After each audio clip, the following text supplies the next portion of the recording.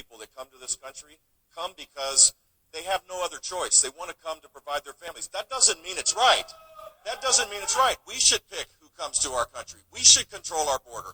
Coming here legally should be a lot easier than coming here illegally. But the motivation, they're not all rapists, as you know who said.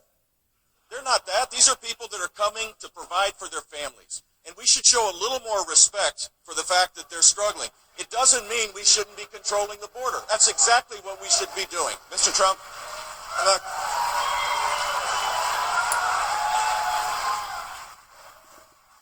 When I announced that I was running for president on June 16th, illegal immigration wasn't even a subject. If I didn't bring it up, you wouldn't even be talking.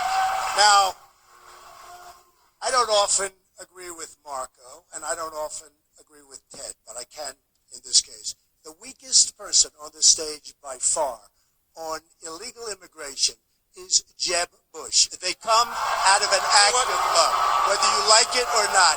He is so weak on illegal immigration, it's laughable, and everybody knows it. So, you know, this is the standard operating procedure to disparage me. That's fine. I don't really spend a little more money on the commercials. But if you want to talk about weakness,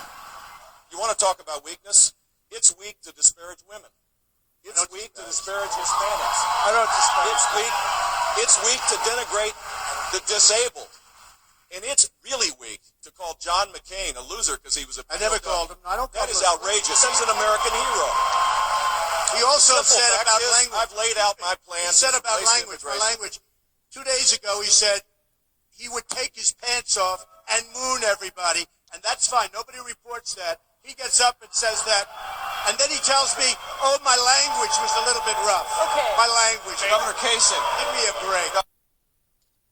Jeb is so wrong. Jeb is absolutely so... that's just so you understand.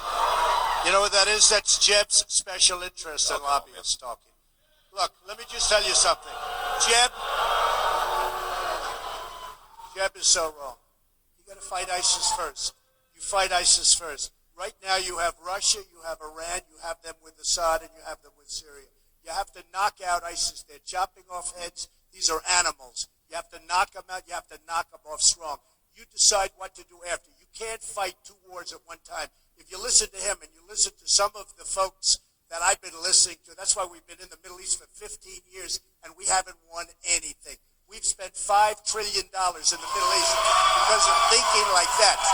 We've spent and Lindsey Graham, who backs him, who had 0 on his polls. So let me just say something. We've spent.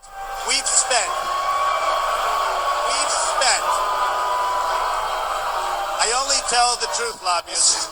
We've spent $5 trillion all over the middle. We have to rebuild our country. We have to rebuild our infrastructure. You listen to that, you're going to be there for another 50. All right, Governor Bush, please respond. So the very basic fact is that Vladimir Putin is not going to be an ally of the United States. The whole world knows this. It's a simple, basic fact.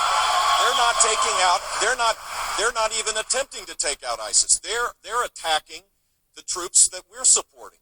We need to create a coalition, Sunni-led coalition, on the ground with our special operators to destroy ISIS and bring about stability. And you can't do that with Assad in power. We're supporting troops that we don't even know who they are. Okay, we're supporting troops that we don't even know who they are. All right. We have no idea who they are. Gentlemen, I think we're gonna leave that there. I've got a question. This is from a guy who gets his foreign policy from the shows. Oh, yeah, This is a guy who thinks that Hillary Clinton was a great negotiator in Iran. We're living in dangerous times. This is a man who insults his way to the nomination. 24 million. All right, ladies. All right, Give me a break. Gentlemen.